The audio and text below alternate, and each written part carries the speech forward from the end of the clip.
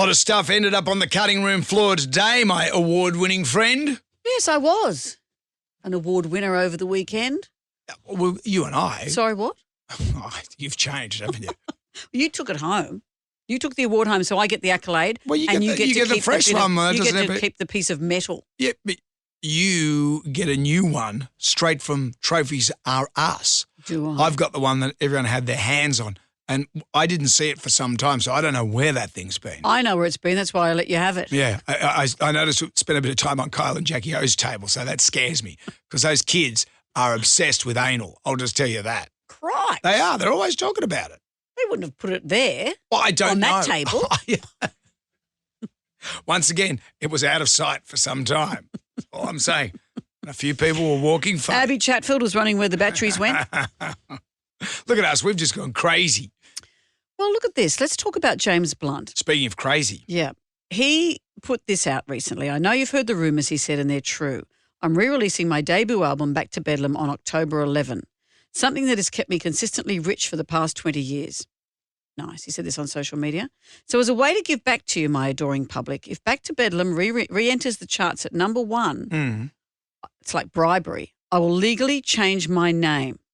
What will I change it to? It's entirely up to you. Oh, that's a little crazy. Is it? This is his way of just trying to get people to make it go number 1. This is very un-James Blunty, I would have thought. It is a bit un-Blunt. Because he's funny and he's dry and he's quirky, and this is stunty. But what he is, in the past, he's been told that, the song You're Beautiful, it's been voted as the most annoying song ever to be released. And he shared some of the names he's already been called, including the most hated man in pop, Annoying, and James Beige. He says, I'll let the people decide, but if it doesn't go to number 1, I'm not changing my name. He said, my name is James Blunt, and you have the power to absolutely beep my life. Well, that is true. And we like James Blunt. He's been on our show many times. He's kind of funnily narky. He's funnily narky. If he was to change his name, what's happening? What's it going to be changed to? Let me tell you what it is. What's already happened? The vote is in. I don't know yet when the album is going to be released and whether it's gone to number 1. Right. But if it does go to number 1, this is the overwhelming name people have asked for him to be called. Blunty McBluntface. And he took to social media to share that his fans have chosen that new name. With a big sigh, he announced the name before commenting, people have no imagination. They don't. What did he think? People are going to say, let's call you Sir James. Sir James I want Blunt. to call him the most handsome man in the world. He knows people are going to go Rudy Town. Yeah. But Blunty McBluntface he thought was a bit boring. Yeah, the general public have no creativity. Like Bodie McBoatface, when that happened, and that was some years ago. That was 2016. And so that's what happened. And that was funny. At the time, yeah, I it was. laughed. So that's nearly 10 years ago. The British public at the time was asked to name a research vessel, and they called it Bodie McBoatface was the favourite, to the dismay of many, and the boat was renamed to RSS Sir David Attenborough. Yep.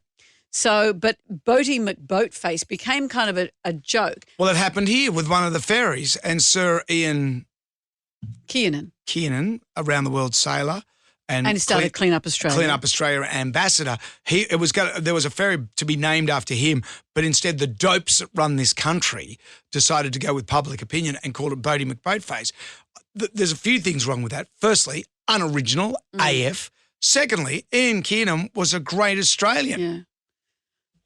Harley, my husband, has a theory that Bodie McBoatface triggered a whole lot of stuff. People thought, hey, we can go the Raz, because he said that Brexit happened not long after this. True. Donald Trump got in not long after this. It's like people said, people power can be funny, but not realising the consequences. There are consequences. Flip a table if you like it, but there will be consequences. Yeah. Actually, the Simpsons prophesied this with the Butthead Memorial Room.